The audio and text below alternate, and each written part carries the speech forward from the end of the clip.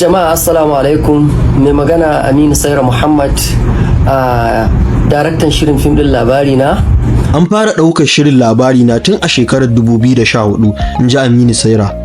To jama'a, barka da kasancewa da mu a wannan lokacin yayin da zamu magana akan yadda shirin Labarina ya samu faruwa tun daga farko da kuma ɗan takaitaccen tarihin mai girma darakta Aminu Saira da kansa.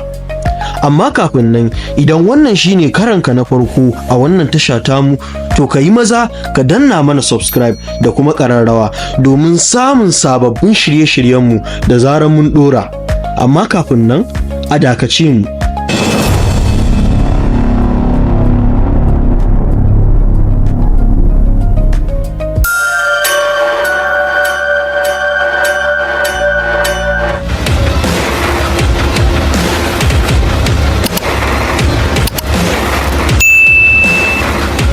To ba tare da ɓata lokaci ba, mu karta.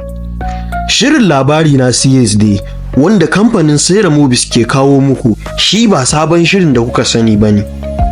Mutane da dama na tambayar hakan, domin haka ne ma na ga ya kamata na kawo muku ainihin zancen kuma na baje muku shi a fefe. Shirin Labarina da ya samu asali ne tun lokacin da Aminu Saira ya samu karbuwa a masana'antar Kannywood.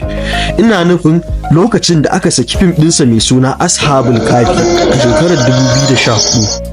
Wanda idan kuna bibiyar Kannywood yadda ya kamata, za ku tuna cewa wannan fa babban gagarumin fim ne, wato Ashabul Kafi.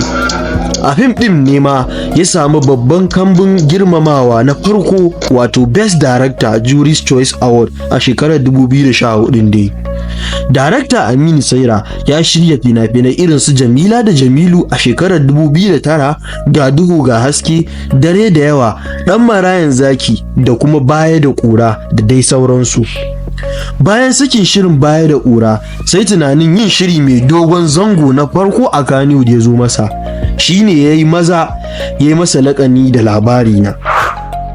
Labari ya zo mana daga majiya mai ƙarfi cewa har an fara shiryawa da ɗaukar zangon farko da na biyu, inda Nafisat Abdullahi da Nuhu Abdullahi suke taka rawar Sumayya da kuma Mahmud duk tare a ciki.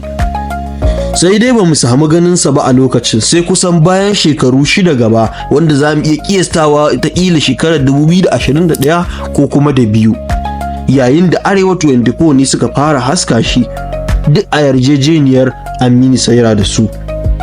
Idan kuka kalla sosai, za ku ga akwai bambanci akan na baya da na yanzu, kuma daga kyan kyamara, fuskokin jaruman ma, shekaru da kuma sauran sauye-sauye.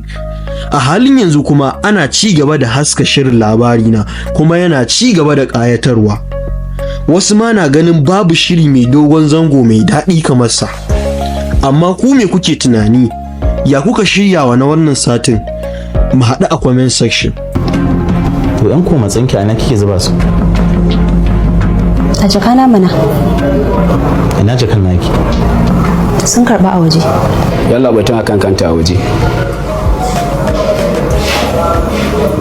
Je ka karɓo min jakan.